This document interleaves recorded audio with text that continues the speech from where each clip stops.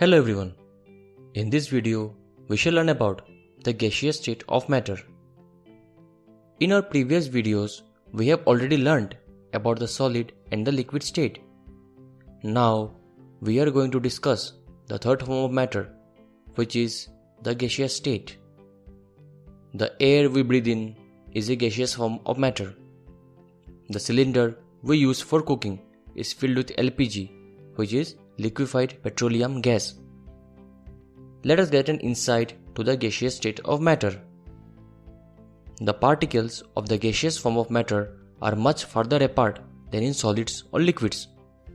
Their interparticle space is very large.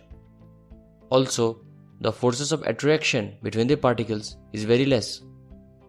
So, the particles of a gas are free to move in any direction. Thus, neither the position of the particle nor the space between the particles is fixed. And hence, the particles of gases have maximum kinetic energy and move with high speeds in all directions. When these fast-moving particles strike the walls of a container, they exert pressure on the walls of the container called gas pressure.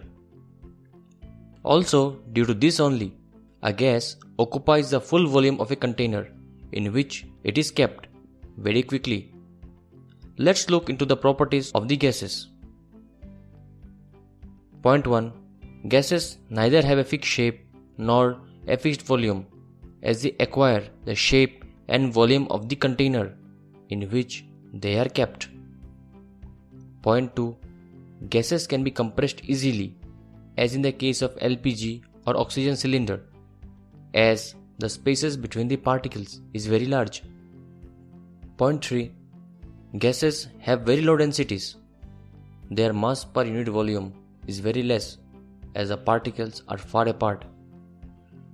Point 4. Gases fill a container quickly, owing to their high kinetic energy and negligible forces of attraction between the particles. Point 5. Gases flow easily, that is, gases are fluids, as the particles of a gas are free to move. Let's do an activity now to compare the compressibility of solids, liquids and gas.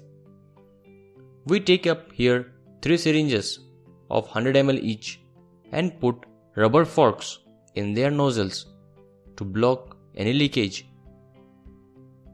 Let's take out the piston of all the syringes and put sand on the first, water on the second up to the 100 ml mark, and in the third, let's keep it vacant.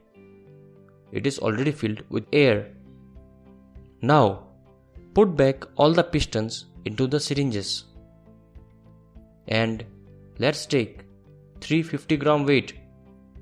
Put it on the pistons of the syringes simultaneously. What do we see? The piston of the syringes filled with sand and water, that is, solid and liquid, do not move, but the one with air is moved almost to the bottom. This is exactly what I meant when I said that the particles of the gases have too much space between them and thus they can be compressed easily, right? So now, do you think that these 3 are the only states of matter possible? Think a bit. Actually, they are not. There are 2 more states of matter called plasma and Bose-Einstein condensate. The various glowing signboard or the fluorescent lamp that we see around us contain plasma, while the Bose-Einstein condensate is used in superconductors and superfluids.